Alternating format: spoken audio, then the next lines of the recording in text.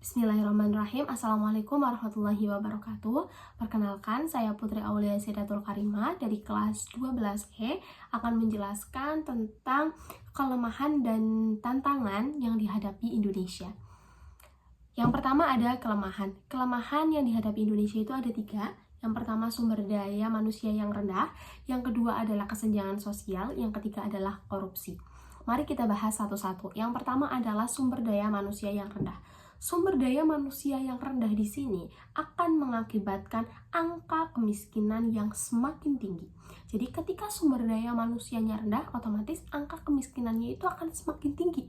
Nah, ketika angka kemiskinannya itu semakin tinggi, otomatis orang tersebut akan mengalami pengangguran karena tidak memiliki pekerjaan. Nah, ketika orang tersebut tidak memiliki pekerjaan, otomatis untuk membiayai hidupnya itu pun akan bingung. Maka muncullah lagi masalah, yaitu adanya kriminalitas. Makanya dengan adanya sumber daya manusia yang rendah itu akan mengakibatkan berbagai persoalan atau berbagai masalah.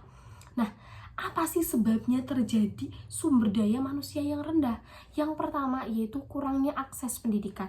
Kurangnya akses pendidikan di sini menurut Badan Pusat Statistik bahwasannya di tahun 2022 ada 4,1 juta jiwa orang Indonesia tidak bersekolah, terutama di daerah-daerah terpencil. Itu maksudnya adalah di usia yang seharusnya orang itu sekolah tetapi tidak sekolah, itu ada 4,1 juta jiwa. Terus yang kedua, sebab yang selanjutnya itu adalah kualitas pendidikan yang masih rendah.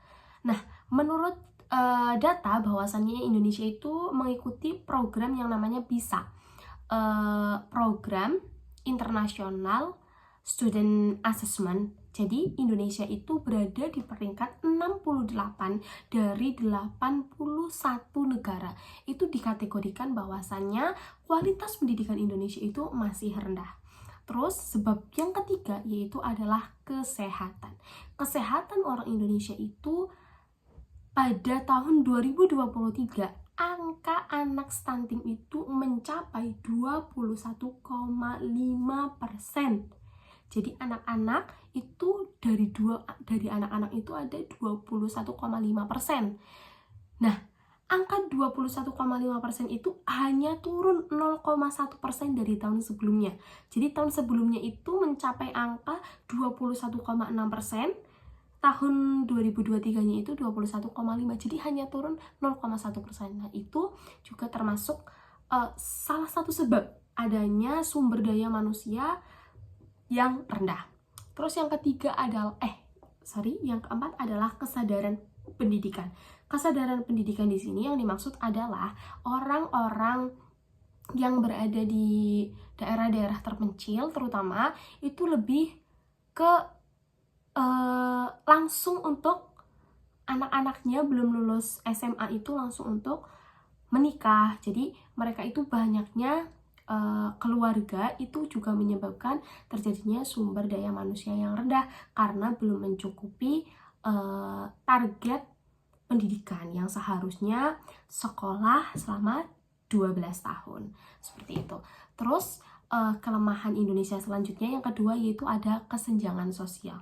Kesenjangan sosial di sini Indonesia itu menduduki peringkat 7 di tahun 2020 itu mencapai 36,6%. Nah, masalah yang terjadi ketika adanya kesenjangan sosial yang pertama yaitu pengangguran. Nah, yang kedua adalah langkanya tenaga kerja. Maksudnya langkanya tenaga kerja adalah orang-orang yang ekonominya maksudnya kelas atas itu akan semakin kelas atas terus, semakin kaya terus. Tapi bagi orang-orang yang ekonominya di bawah itu justru itu akan kesusahan untuk mencari tenaga kerja karena adanya kesenjangan sosial.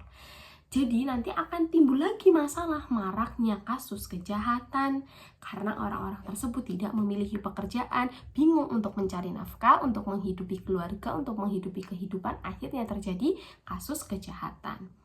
Nah, terus yang ketiga, kelemahan Indonesia adalah korupsi. Sudah kita tidak perlu kita pikirkan lagi bahwasannya Indonesia itu juga termasuk korupsi yang besar.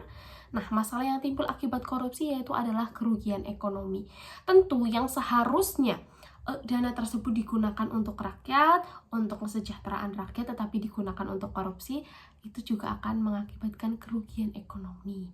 Terus yang kedua adalah kerusakan kepercayaan publik. Jadi orang-orang, terutama di bagian pajak, orang-orang itu akan lebih tidak mau untuk membayar pajak karena kepercayaan terhadap pemerintah itu semakin berkurang. Seperti itu. Nah, terus selanjutnya lanjut ke tantangan yang dihadapi Indonesia. Tantangan yang dihadapi Indonesia yang pertama adalah kemajuan teknologi. Kemajuan teknologi menurut praktik cybercrime di tahun 2024 tanggal 23 Juni bahwasannya pusat data nasional itu mengalami kebocoran.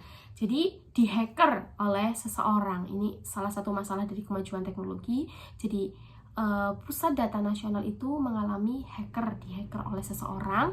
Selanjutnya itu ada beberapa data yang data-data masyarakat itu yang seharusnya itu privasi tetapi dihacker. Akhirnya si pelaku ini meminta untuk dari pusat data nasionalnya itu untuk membayar sebesar 8 juta USD atau 131 miliar. Itu salah satu contoh, itu merupakan hal yang sangat besar ya, karena kemajuan teknologi yang tidak bisa kita gunakan secara bijak itu kita juga akan mengalami kerugian. Terus yang kedua adalah penyeragaman budaya. Nah, salah satu contoh penyeragaman budaya yang terjadi adalah di mana orang-orang tersebut itu mengalami kolaborasi, tetapi salah tuh dalam mengalami kolaborasinya. Mengalami kolaborasinya itu bahwasannya orang-orang tersebut itu ingin menyatukan seluruh bangsa, seluruh budaya-budaya yang ada di Indonesia itu bisa dijadikan jadi satu. Boleh saja seperti itu, tetapi dengan catatan tidak boleh menghilangkan nilai-nilai yang ada. Nilai-nilai yang seharusnya ada itu tidak boleh untuk dihilangkan. Kayak gitu.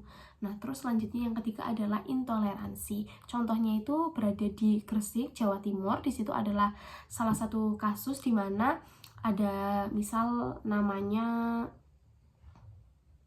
Tini itu sedang mengalami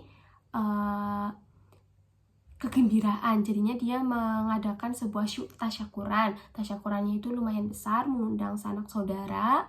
Lalu ada nih tetangganya itu merasa marah karena tamu-tamu dari Tini itu parkir di tempatnya beliau, kayak gitu. Jadi adanya intoleransi saja.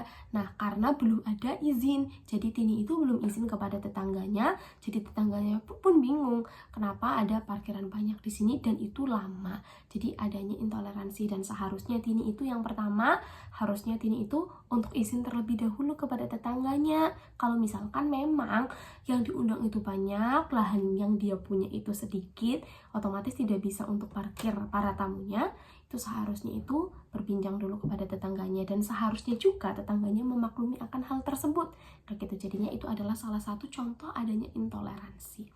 Nah, strategi yang kita gunakan untuk menghadapi tantangan-tantangan tersebut yang pertama adanya kemajuan teknologi.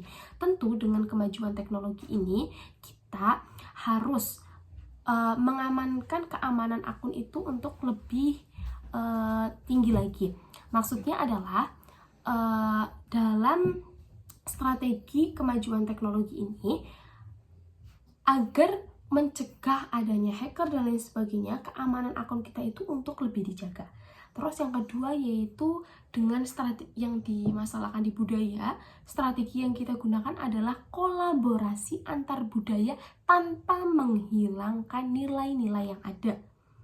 Terus yang ketiga, masalah dari intoleransi di sini adalah dengan memperkuat kebinekaan.